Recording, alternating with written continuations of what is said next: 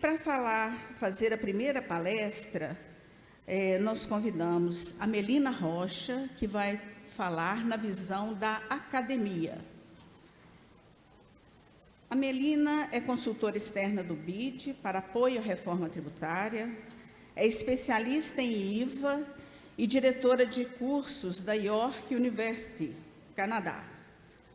Tem doutorado pela Université Sorbonne Nouvelle, em Paris 3, e foi professora da FGV Direito Rio e consultora do IPEA, CECIF e Banco Mundial.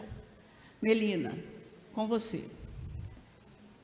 Bom, muito obrigada. Queria primeiramente agradecer imensamente o convite de estar aqui com vocês, com a FENG. É uma satisfação falar para vocês, auditores fiscais. Eu sempre falo, quando eu estou nesses eventos de auditores fiscais, que eu sou filha de auditores fiscais, da Receita, não do Estado, mas meus pais são auditores da Receita Federal, foram, né, porque são aposentados agora, então é um mundo que eu conheço desde pequena e admiro muitíssimo. E uma pena, e me desculpa de não estar presencialmente aí, falei para a Rose que gostaria muito de estar presencialmente aí em Minas para comer um pão de queijo com vocês, que adoro Minas e sempre que eu vou a Minas sou muito bem tratada aí por esse povo mineiro que é maravilhoso. Queria também agradecer a Rose, né, por mediar essa mesa, ao Glauco e ao Ricardo, que a gente trabalhou aí em vários debates sobre a reforma tributária, também o Manuel Procópio, que eu acho que inicialmente iria estar participando, mas não pôde, até por meio dele que foi feito o convite, que também é mineiro, e hoje está ajudando muitíssimo aí a reforma tributária. Bom, a gente combinou de eu fazer um panorama geral e falar principalmente da importância do Conselho Federativo e por que é preciso ter um Conselho Federativo nessa reforma tributária, e principalmente olhando as características federativas do Brasil até numa comparação com modelos internacionais. Então, como vocês bem sabem, né, a PEC 45, que foi aprovada na Câmara dos Deputados, ela prevê um IVA dual. Né? Então, vocês sabem que teve um avanço na discussão, que inicialmente a PEC 45 ela previa um IVA único, né, compartilhado com todos os entes, inclusive com a União, com a evoluir das discussões, e principalmente na PEC 110, o senador Roberto Rocha, ali, o senador Roberto Rocha, ele no último relatório colocou justamente já a posição de IVA dual, essa proposição de IVA dual, e ali ele já colocou também a previsão da instauração e criação desse Conselho Federativo. Como as discussões da reforma tributária com o novo governo, a partir de 2023, voltou para a Câmara dos Deputados, de novo com o deputado Aguinaldo Ribeiro, o deputado Aguinaldo Ribeiro reavaliou essa questão, né? Lembrando que no primeiro relatório que o deputado Aguinaldo Ribeiro ele publicou, aquele primeiro relatório ainda não tinha previsão de como que se daria a administração do novo tributo, né? Então, ele tinha colocado lá naquele primeiro relatório que a lei complementar iria definir como que se daria essa administração. Mas aí, na Câmara dos Deputados, a discussão evoluiu na linha do que tinha sido feito na PEC 110 do Senado, e o deputado Aguinaldo Ribeiro se convenceu, né, justamente através dos pares, né, dos outros deputados que eram mais favoráveis ao IVA dual, e aí nesse último relatório ele adotou o modelo de IVA dual e também adotou a previsão desse Conselho Federativo nesse último relatório que foi aprovado. Então, é um debate que já tem sido feito, ao menos há 2, 3 anos, né? Como que vai se dar a administração desse novo tributo, mesmo com a União ou sem a União, mesmo com o IVA único inicialmente, já havia uma previsão, pelo menos um debate acadêmico e entre os especialistas que era preciso ter algum tipo de ente para administrar esse tributo, que coordenasse a administração desse tributo. Essa que é a grande chave, né? Não é um ente que vai virar uma administração tributária autônoma, né? É um ente que vai coordenar justamente as administrações tributárias de estados e municípios. E é isso que eu vou falar um pouco depois.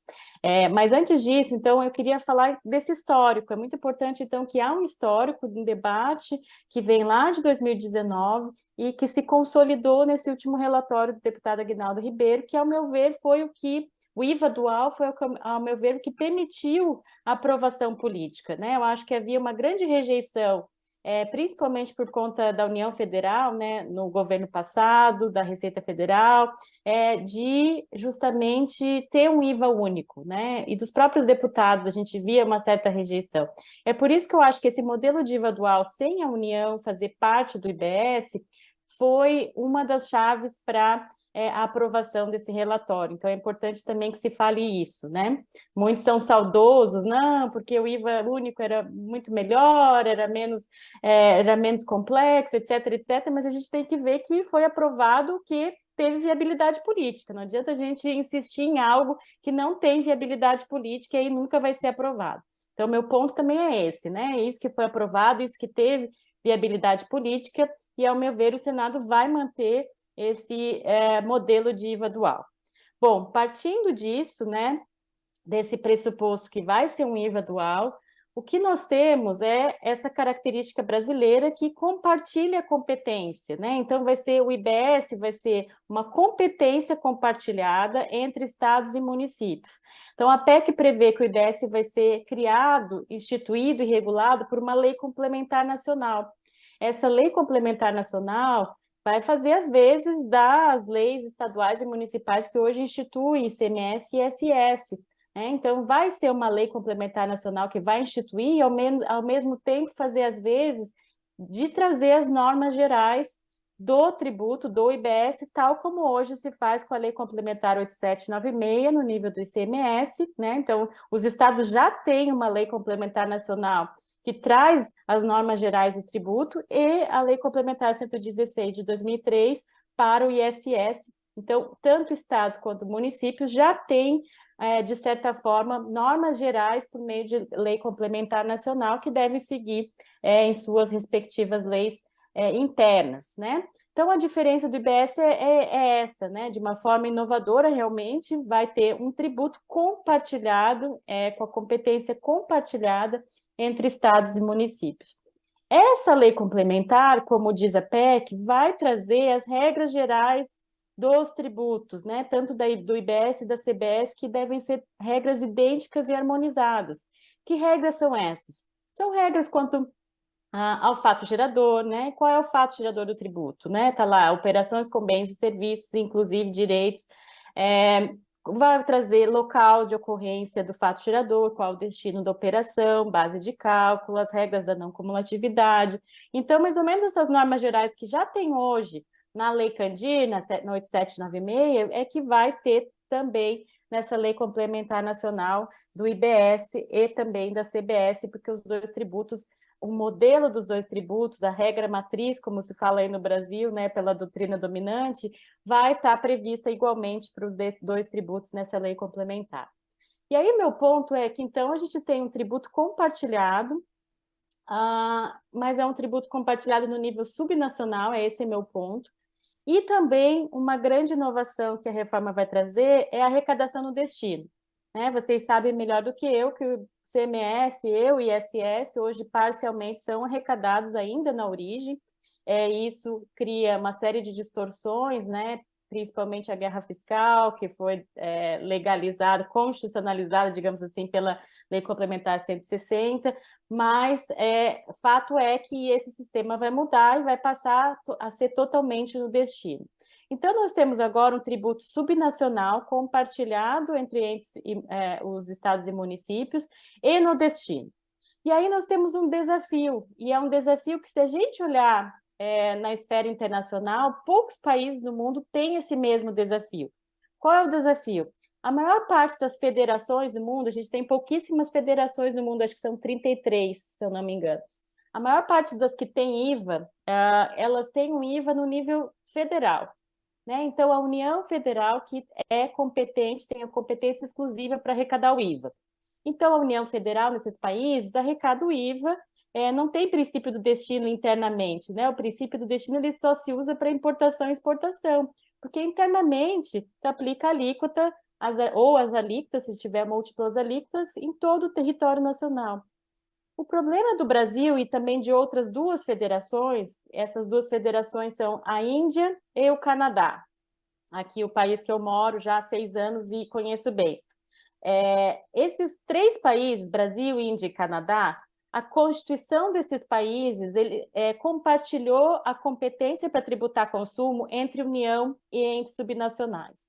Então, tanto os entes subnacionais, estados ou províncias, também têm essa competência, e é por isso que tanto a Índia quanto o Canadá tiveram que adaptar o modelo IVA, que sempre é um modelo IVA único, né, pela União Federal, mas eles tiveram que adaptar para um IVA dual.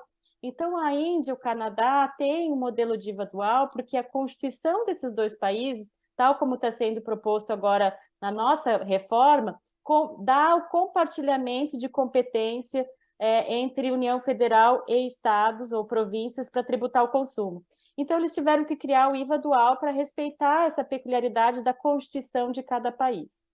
O grande problema quando a gente dá competência para ente subnacional, para os estados, são principalmente as operações interestaduais, né? Então, é por isso que é preciso arranjar um modelo que dê conta da arrecadação em operações interestaduais.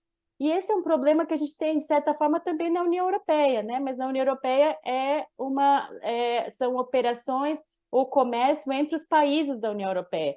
Mas lá também tem um problema parecido de como fazer a tributação dessas operações entre estados, províncias ou entre países.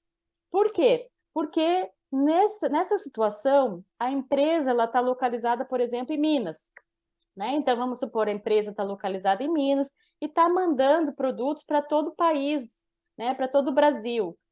Como o IVA, né, o IBS, ele é de competência subnacional dos estados e municípios, e na Índia, no Canadá, também tem essa competência dos estados, quem que vai tributar essas operações, né? Quem que vai arrecadar essa empresa de Minas, ela vai arrecadar para Minas ou vai arrecadar para cada um dos estados para qual ela está mandando os produtos? Então, é esse o desafio, como é que eu vou tratar essas operações interestaduais? E é por isso que se criou no Brasil essa entidade que é o Conselho Federativo para tentar, de certa forma, dar conta e administrar principalmente essas operações interestaduais. Porque se a operação é dentro do Estado, a loja de Minas está vendendo para alguém de Minas, Minas arrecada, o dinheiro fica com Minas, né, que o destino está em Minas, e está tudo certo. O problema é quando se passa para o destino. Nesse exemplo que eu dei, em que a empresa está localizada em Minas e está remetendo produtos para Rio Grande do Sul, por exemplo, como a empresa está em Minas, a empresa teria que arrecadar para Minas e, por ser princípio do destino, Minas teria que repassar a arrecadação para o estado do Rio Grande do Sul, porque o produto foi mandado para lá. Então, veja, seria essa solução que quer se dar? Então, essa que é a questão que se coloca, o desafio são as operações interestaduais, principalmente. No Canadá e na Índia, eles tiveram exatamente o mesmo problema. Mas qual foi a solução que se deu nos 2 países? A solução que se deu foi a União Federal, ela vai arrecadar e administrar os tributos em operações interestaduais. Na Índia, há um tributo específico para essas operações interestaduais. Então, por exemplo, na Índia, se o produto vai de um estado para outro, é um tributo federal que se aplica, porque é a União Federal que fica responsável por essa arrecadação, e aí, depois de arrecadar, distribui conforme a província de destino, conforme outra fórmula que eles adotaram. Mas na Índia, então, se adotou a centralização dessas operações interestaduais na União Federal. No Canadá, a mesma coisa, é a União Federal que vai arrecadar de forma centralizada todos esses tributos incidentes sobre operações interestaduais. Essa foi a solução desses 2 países.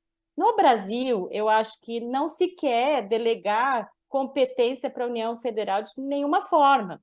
Tanto que o IVA dual que foi proposto é o IBS e CBS com administrações totalmente separadas, né? Então, a administração continua com estados e municípios e as respectivas fiscalizações e administrações de cada um, e a CBS fica com a União Federal.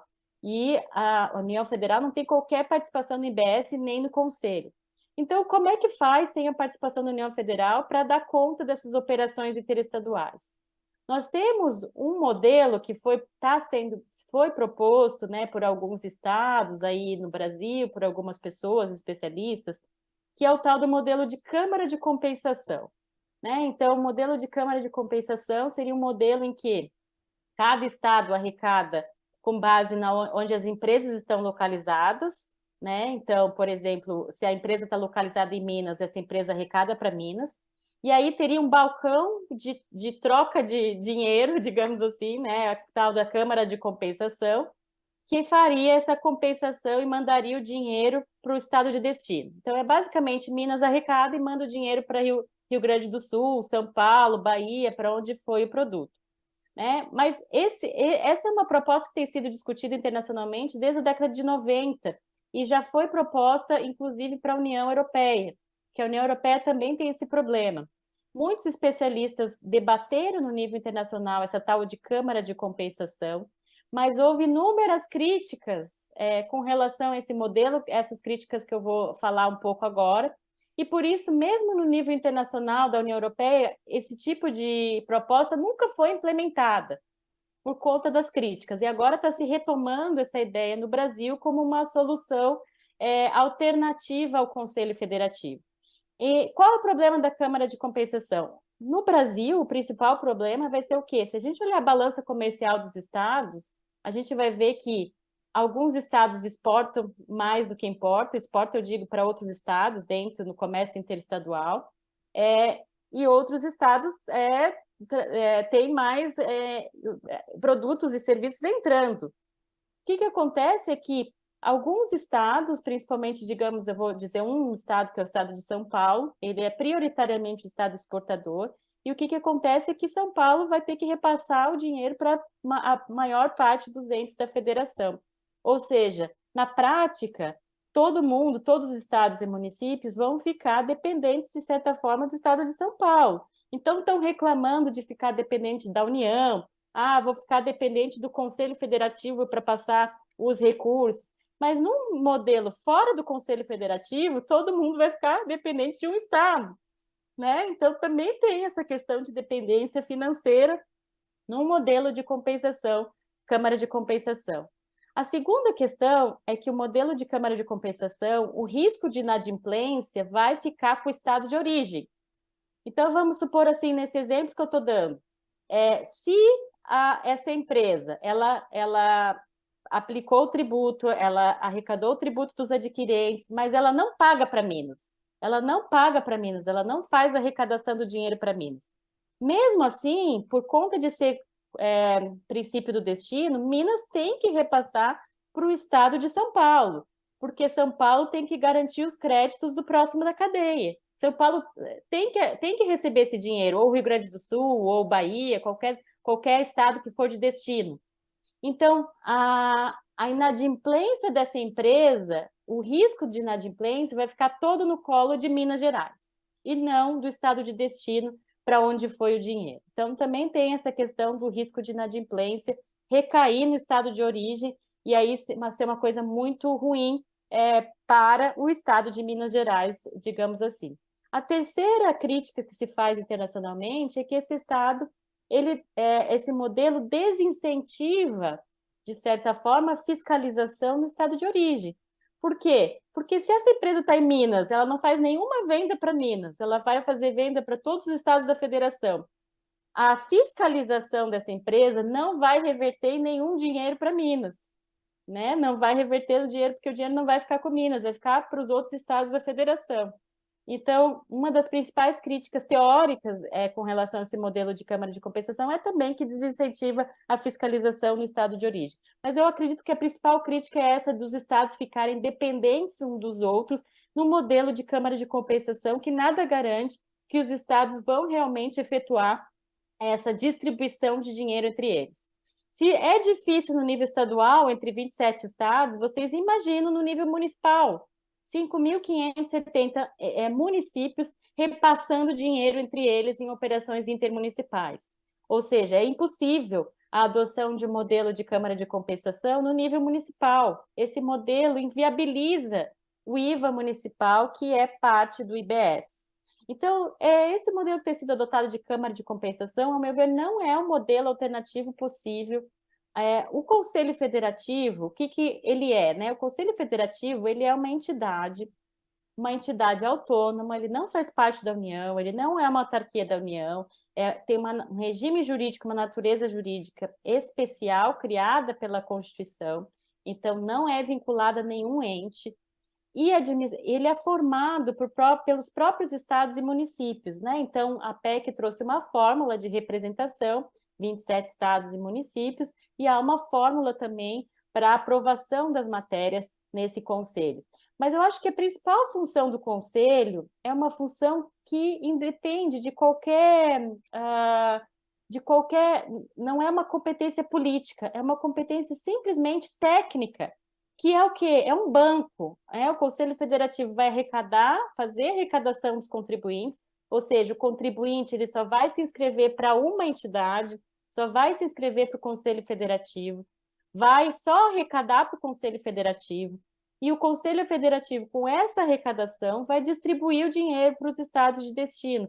Mas vejam, a distribuição do dinheiro só vai ocorrer quando for venda consumidor final, quando realmente for uma venda em que o adquirente não tem mais crédito.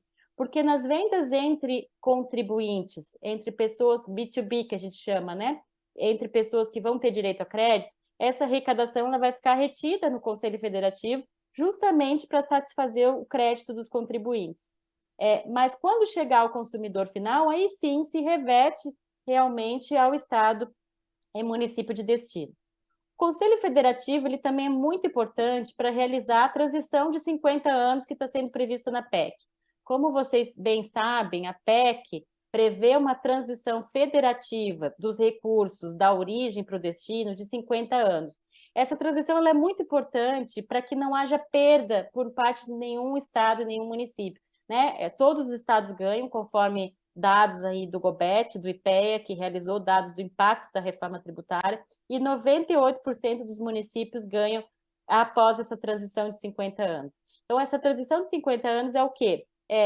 Nos primeiros anos, a arrecadação de cada estado e município vai ser feita com base no que é hoje, com base nos critérios da origem do ICMS e do ISS, e ao longo do tempo essa arrecadação vai ser transferida com base no princípio do destino até chegar ao final dos 50 anos a ser 100% arrecadação no destino. Conforme o impacto da reforma tributária no crescimento econômico, vai haver um aumento do bolo tributário ao longo dos anos, de forma a permitir, a evitar que os estados e municípios tenham perdas. Então, a transição ela é importantíssima, e eu acho que os estados já compreenderam isso. Alguns estão tentando diminuir esse prazo para um prazo menor de 20 anos, mas vamos ver o que o Senado vai decidir. Mas o prazo de 50 anos ele é importantíssimo justamente para evitar que haja perdas de arrecadação para os estados e municípios. E é só o Conselho Federativo que pode fazer essa transição, que aí, ao arrecadar o tributo, ele vai aplicar fórmulas, são fórmulas que vão estar na lei complementar, né? E essas fórmulas ele vai simplesmente arrecadar e aplicar essas fórmulas para que a arrecadação de Minas Gerais seja transferida conforme as fórmulas do processo de transição e depois do processo de transição conforme o destino da operação. Então, é isso que o Conselho Federativo vai fazer prioritariamente. É um banco que vai arrecadar o dinheiro, vai aplicar as fórmulas, né? É um algoritmo, como o secretário Bernardo Api tem falado no debate público, é um algoritmo que vai aplicar para transferir e distribuir o dinheiro para todos os entes federativos, conforme a regra de transição, conforme o princípio de destino. E isso é técnico, não tem nada de político, não tem nada de competência própria de estados e municípios, é um banco, vai lá ver qual é o algoritmo de Minas Gerais, aplica a fórmula. Aqui no Canadá é assim, eu até posso mostrar para vocês, cada província tem uma fórmula, e o governo federal aplica essa fórmula para distribuir os recursos. É isso que acontece, mas isso é feito pela União Federal. Aqui na reforma vai ser feito por esse Conselho Federativo, que, repito, é um conselho que é formado pelos próprios estados e municípios. A segunda competência desse conselho é elaborar e aprovar um regulamento único do IBS. Regulamento, como vocês sabem melhor do que eu, nada mais é do que um detalhamento do que já está na lei complementar. Não é inovação do ordenamento tributário, né? Então, hoje, nós temos aí um sistema de CONFAS que inova, como vocês sabem, através de convênios, inova o nosso ordenamento legal, criando novas regras de ICMS. Esse conselho não vai ter esse poder de inovar. O único poder que vai ter é detalhar de forma infralegal, através de um regulamento, as normas que já vão estar na lei complementar prevista. Claro que vai ser uma lei complementar detalhada, que vai ser uma lei complementar que vai requerer um nível de detalhamento maior do que a gente tem hoje na Lei Complementar 8796. É o nível de detalhamento que tem nas leis do ICMS estaduais. E o regulamento só vem, então, detalhar essas leis. Então, por que precisa ter um regulamento único? Gente, hoje nós temos 27 regulamentos de ICMS, não sei quantos de ISS, né? Potencialmente 5.570. Não faz sentido um tributo único, uma legislação única, compartilhada entre estados e municípios, ter regulamentos diferentes. É por isso que o IBS vai ter um único regulamento e esse regulamento vai ser votado e aprovado na Assembleia Geral do Conselho Federativo, com a presença de estados e municípios de novo, né? São os próprios estados e municípios, através de representantes, que vão aprovar esse regulamento. Além disso, outra característica do Conselho Federativo, então, vai fazer a arrecadação e distribuição do dinheiro, o regulamento, vai também resolver consultas, né? Harmonizar a interpretação com relação à aplicação da legislação tributária desse tributo, vai organizar um contencioso tributário, então, contencioso administrativo, que isso vai ser regulado por lei complementar, como que isso vai se dar, mas eu acredito que já tem aí grupos de trabalho com estados, com municípios e com a própria União Federal, a fim de criar um contencioso administrativo para esse tributo. E eu acho que daí uma outra característica, que eu não vou falar muito, porque eu acho que é mais da fala do Glauco, que é organizar, coordenar as administrações tributárias estaduais e municipais. Eu queria ressaltar isso, uma competência de coordenação. Esse ente ele não vai ter um corpo de fiscais próprios, vai ser um ente que vai ter poucas pessoas trabalhando nele, porque é somente um conselho que vai coordenar a atuação de vocês, né? Então, assim, a única função de coordenação é para que não haja uma fiscalização dupla, por exemplo, do Estado de São Paulo e de Minas sobre o mesmo contribuinte, ou do município de Belo Horizonte e do Estado de Minas sobre o mesmo contribuinte. Então, de certa forma, é uma coordenação no nível de integrar as fiscalizações, as procuradorias respectivas e coordenar esse trabalho, mas o trabalho vai continuar sendo feito por vocês, né? Talvez possa haver uma repartição da competência de quem vai fiscalizar o quê, por exemplo. Isso estou imaginando da minha cabeça, não há nenhuma proposta com relação a isso. Mas, por exemplo, contribuintes que prestam serviços, como isso o corpo da fiscalização municipal, né, tem mais know-how com relação a serviços, então talvez possa ter um plano de trabalho em que os municípios eles vão ter mais a competência para fiscalizar esse tipo de contribuinte. Grandes contribuintes, né, que estão presentes em vários estados, por exemplo, pode haver um grupo de trabalho em que, de forma coordenada e integrada, fisco de Minas com o fisco de São Paulo, com o fisco do Rio Grande do Sul, atuem de forma integrada numa fiscalização nacional desse contribuinte que está presente em vários estados da federação. Então, o que eu quero dizer, e até mesmo assegurar para vocês, é que as competências próprias da fiscalização, da autuação, da cobrança do tributo vão continuar com os estados e municípios. O Conselho Federativo ele só vai fazer essa integração e coordenação para que haja atuação de forma mais eficiente possível, para que não haja duplicidade de fiscalização, duplicidade de cobrança. Então, é esse tipo de coordenação que vai caber ao Conselho Federativo. De novo, ele não vai fazer as vezes da administração tributária, ele não vai ter um corpo de fiscais que vai fiscalizar os contribuintes, não vai ter nada disso, né? Isso é fake news que se coloca no debate. a ideia é que os respectivos fiscos e administrações tributárias continuem atuando tal como atuam hoje, mas dentro de um outro tributo que vai ser o IBS. E vocês, que fazem parte da administração do ICMS, vão ter muito mais know-how e conhecimento dentro do IBS, porque o IBS ele se parece muito mais com o ICMS, né? Então, essas questões de crédito, que vocês já conhecem muito bem, fiscalização, se bem que o IBS vai ter crédito amplo e integral, a não ser com o uso de bem consumo pessoal, então vocês ainda vai continuar tendo a fiscalização com relação a isso.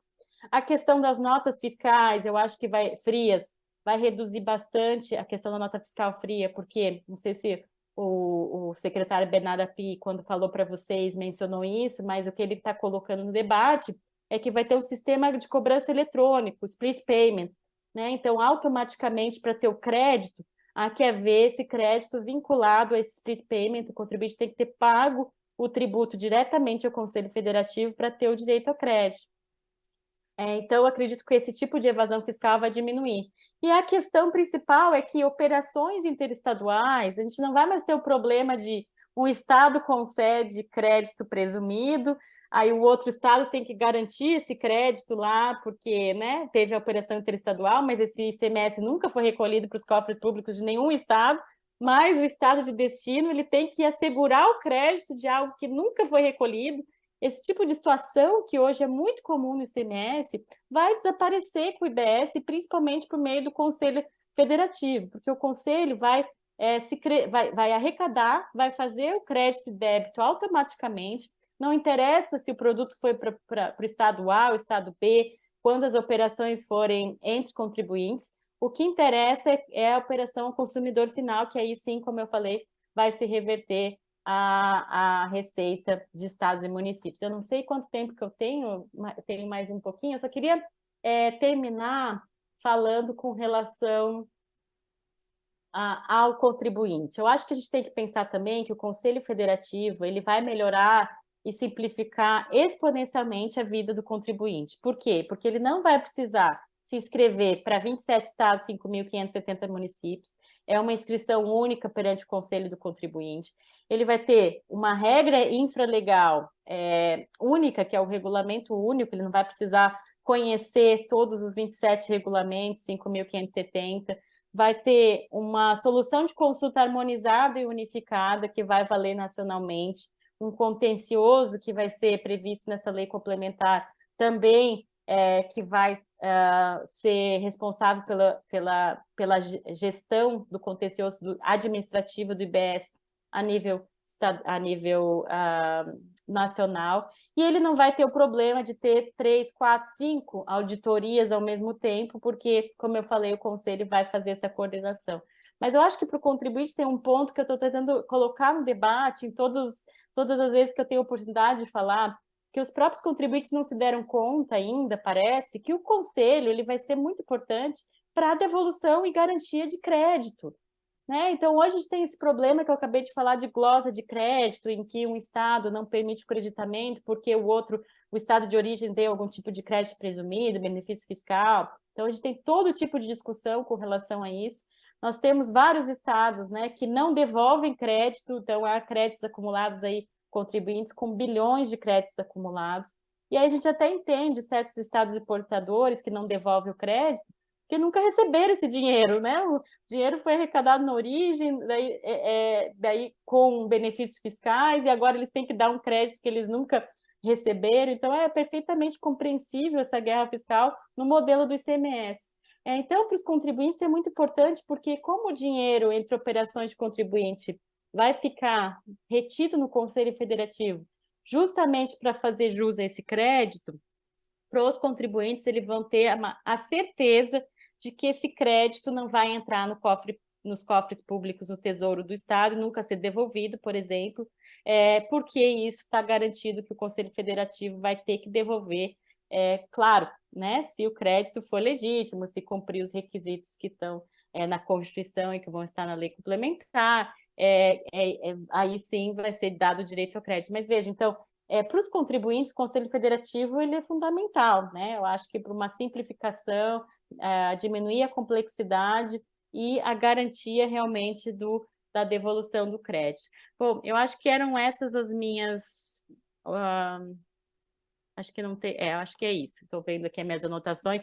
Bom, eu vou tentar... Eu não sei se eu vou conseguir ficar até o final, então, mas vou tentar, pelo menos, ouvir a fala dos colegas. Mas se eu conseguir ficar até o final, eu estou à disposição para responder qualquer dúvida do público e agradeço de novo imensamente a participação aqui nesse evento. Obrigada.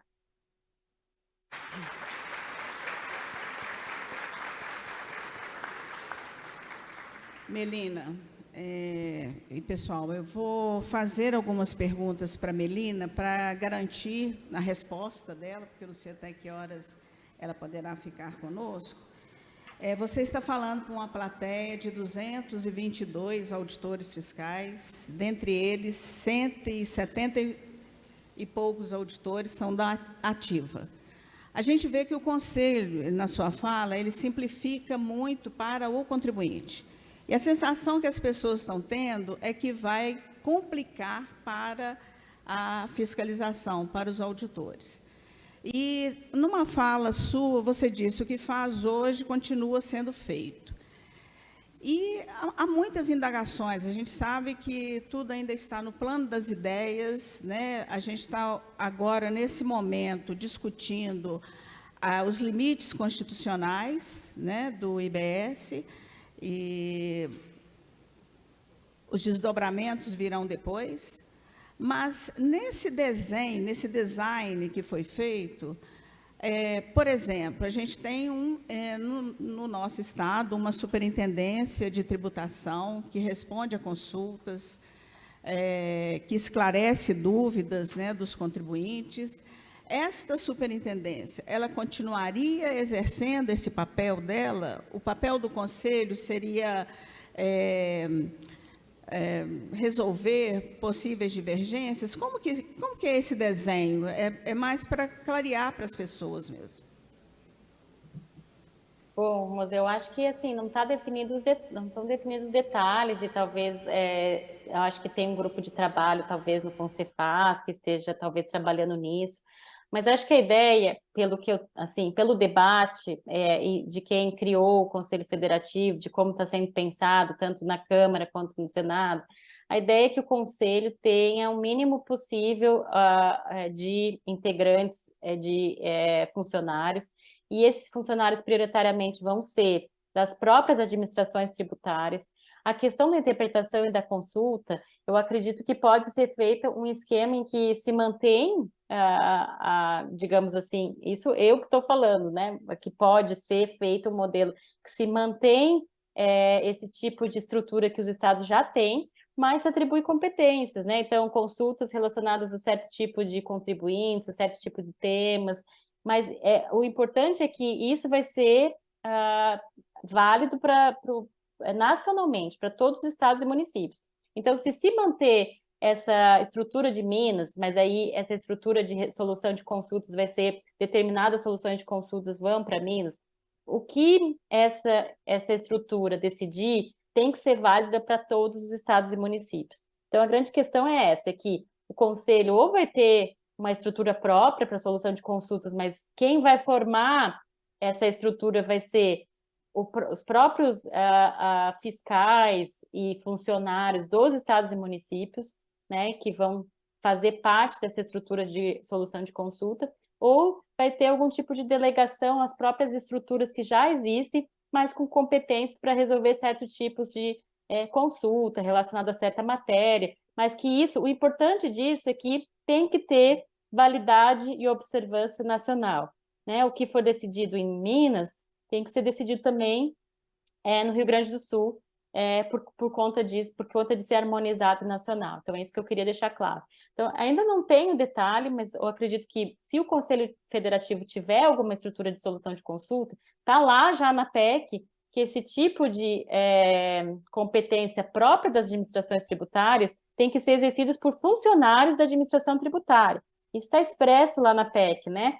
Competências próprias de fiscalização e administração tributária têm que ser exercidas pelas próprias administrações tributárias, funcionários da administração tributária, podem ser cedidos, pode haver convênio.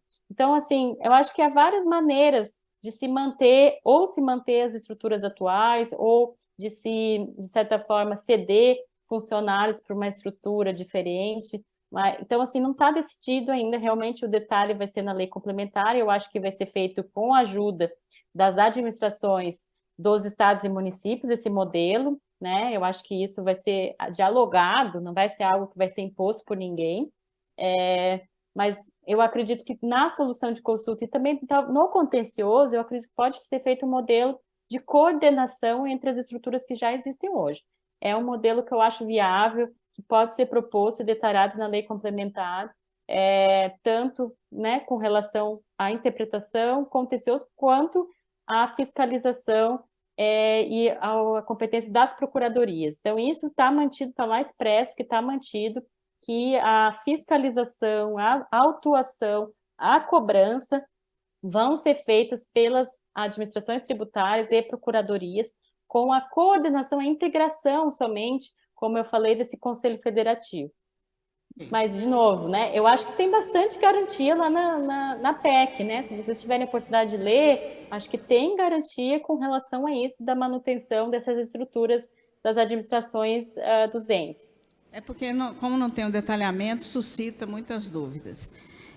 Temos uma outra pergunta também, é do Catraca, um dos nossos auditores. Você citou o exemplo da Índia, onde nas operações interestaduais os impostos vão para um Conselho Federal. Eu não sei se é o Conselho Federal ou se é para a União, assim, para a União, né? para o Nacional. Este conselho é vinculado ao Poder Executivo? Há algum tipo de descontentamento dos estados indianos, considerando a diversidade de desenvolvimento da Índia, assim como no Brasil? Bom, a Índia, eu também tive a possibilidade de estudar a fundo, né? Eu, inclusive, enquanto eu tive um período em que eu fui consultora externa do Banco Mundial, e nesse período nós tivemos um contato grande com autoridades da Índia que implementaram o modelo indiano. Eu viajei para a Índia, então conversei bastante com essas autoridades, justamente porque eu estava estudando o modelo de IVA dual na época, que implementaram e que ainda hoje trabalham com o IVA indiano. O que acontece na Índia?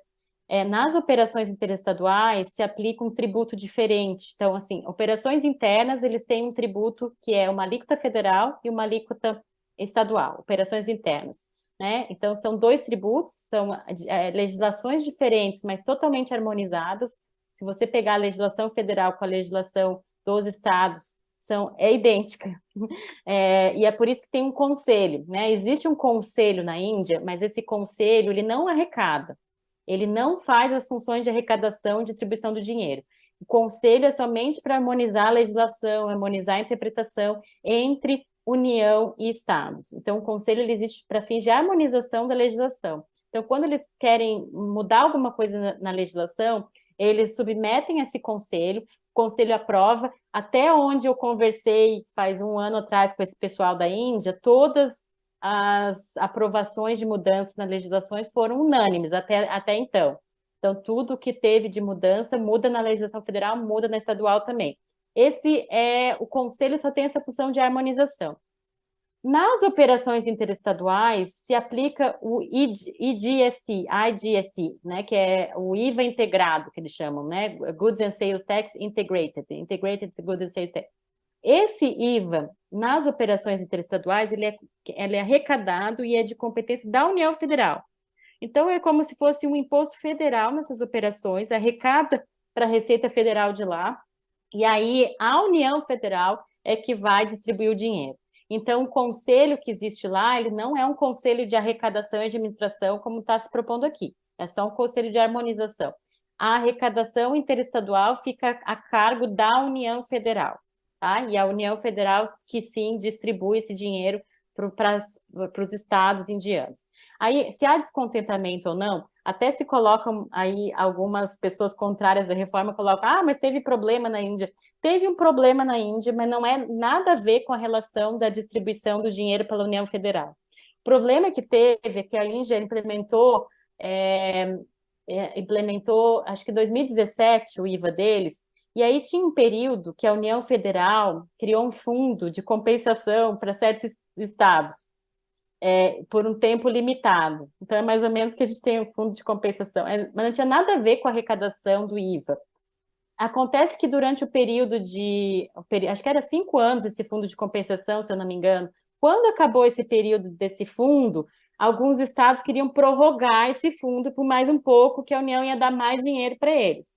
Então, de novo, o problema que teve foi alguma discussão com relação a esse fundo que tinha prazo determinado, e aí, quando estava no final desse período, alguns estados queriam prorrogar o prazo, queriam mais um período desse fundo, mas não tem nada a ver com problema de arrecadação, Estado reclamando da distribuição da União, nada a ver com isso, né? Que muitas vezes algumas pessoas aí no Brasil, de forma até maliciosa, colocam, na Índia teve problemas, os estados reclamaram, não tem nada a ver com arrecadação, tem a ver com esse fundo que tinha prazo determinado com a reforma da Índia, é isso que eu queria deixar claro. E no Canadá é a mesma coisa, né? As operações interestaduais são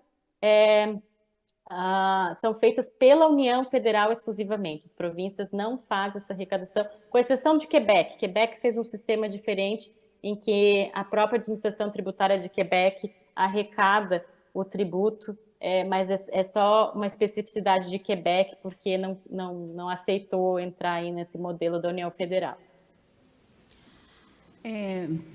Tem mais duas perguntas para você, Melina. Vou fazer de uma vez. Uma corroborando a que eu fiz anteriormente. Você vê possibilidade de manter as atuais estruturas de consulta e contencioso administrativo, deixando o Conselho apenas com instância uniformizadora? Essa pergunta é da Sara Félix, a presidente da FENG. Tem mais uma, Rosa? Quer que eu responda já? Eu acredito que há espaço, sim, como eu falei. Eu acho que a ideia é que o Conselho tenha o mínimo possível de funcionários e que faça a coordenação das estruturas já existentes. Eu acredito que pode continuar tanto contencioso quanto o contencioso quanto consultivo, né? As consultas, a resolução de consultas. Mas, de novo, eu acredito que tem que haver um esquema em que o que se resolve nessas estruturas de consulta seja de forma harmonizada para todo o território nacional. Então, é isso que é importante, né?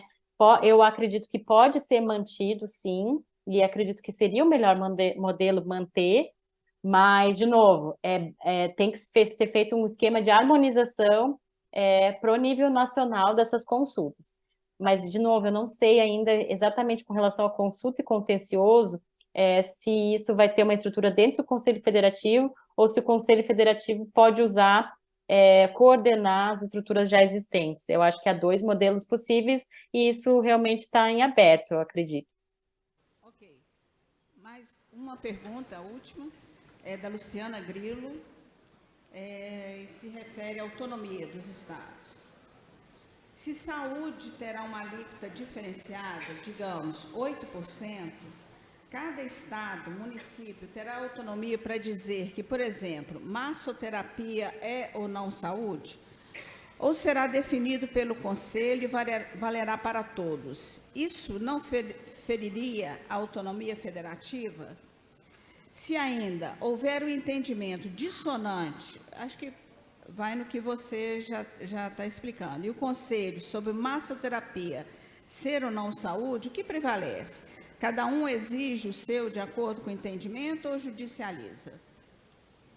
Bom, obrigada, Luciana. Eu acho que essa pergunta é muito importante, porque o Conselho ele não vai definir nada, não vai definir nada, gente. O Conselho não vai definir a alíquota, não vai definir quem vai ficar submetido à alíquota de regime especial, regime diferenciado. Não é essa a atribuição do Conselho. O Conselho, o que ele vai fazer?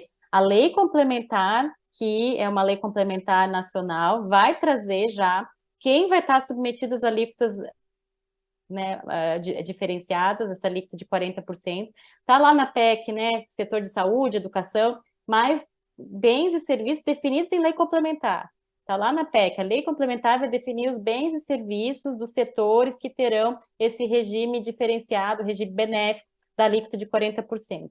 Então, a lei complementar vai trazer a lista, vai trazer a definição, e o Conselho Federativo não vai decidir nada, gente, não vai ter poder de novo de inovar no ordenamento jurídico. O único poder, competência que vai ter é do regulamento, que nada mais é o detalhamento.